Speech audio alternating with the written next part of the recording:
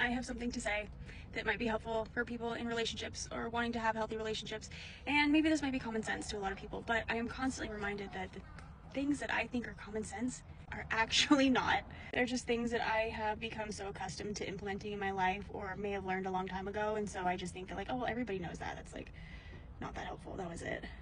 But I actually see this problem a lot in other couples in their struggles to communicate. And one is that they just like don't communicate. Which I think is wild because I could not imagine being in like a full-fledged relationship with someone that like I don't talk to. Because let me tell you, if you live with me and you spend all this time with me, you're gonna hear what I think. And if I'm not hearing enough about what you think, you can bet your ass I'm gonna ask 5 million questions until I get it out of you. And if I lose you, if the relationship falls apart because we talked about how we felt, well then what's the alternative, really? That we spend the rest of our lives not talking about shit and just like live unhappy and resentful? I don't know. I just feel like I'd rather risk having the communication and potentially having the relationship fail, but at least giving it a chance to succeed and be healthy, than to not talk about shit, have resentments build, and basically guarantee the end of the relationship at some point down the road. But I have kind of gone down a side tangent because the main piece, the main tidbit of actual helpful information that I wanted to share is that when communicating, when having difficult conversations, when trying to figure something out, when arguing with your partner, something that my partner and I have become really good at, and we get a lot of compliments about the way that we talk to each other. Like, I feel like that's probably the number one thing that people say about us. And one of the top things that we implement is that it is always you and I against the problem, not you and I against each other.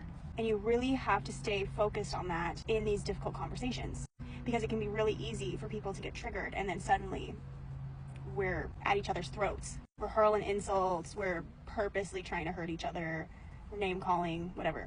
So if you can just continue to like check yourself like before you say something and make sure that what you're saying is continuing to focus on solving the problem and not on hurting the other person, then you will eventually get there without a ton of collateral damage along the way.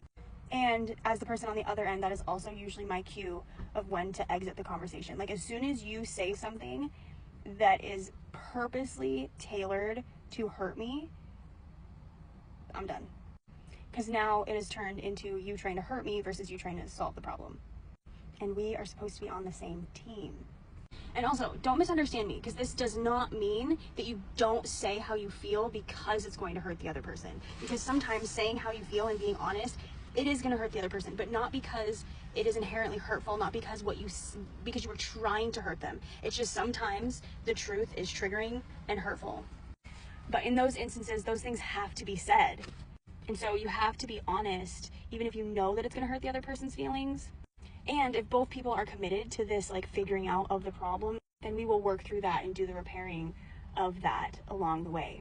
Like, for example, I would prefer that someone be honest with me and tell me something that is probably going to hurt my feelings and get the opportunity to work that out with them, than to have them not tell me and then secretly be mad at me, and then there's like this weird energy, or like I don't even get the opportunity to like say I'm sorry or fix it, you know? And then it's very possible that I'm going to do the same thing because you never told me that it hurt you. I might not have wanted to hurt you, but I did on accident. And if you don't tell me, then I can't fix it. And I feel like keeping this mindset also makes it easier to hear the other person out, because you're just trying to like gather more information to like figure out where they're coming from and like how can we solve this. And ultimately a lot of it usually comes down to people wanting to be heard. Like, I want to be heard, you want to be heard. And it's really easy to like go down all these little side avenues that have nothing to do with the problem at hand, especially if you haven't been communicating up until this point. This is why you have to deal with things in the moment and not sweep things under the rug, because then eventually some sort of problem comes up between you and you're arguing about fucking something that happened 6 months ago. And that's not helpful right now.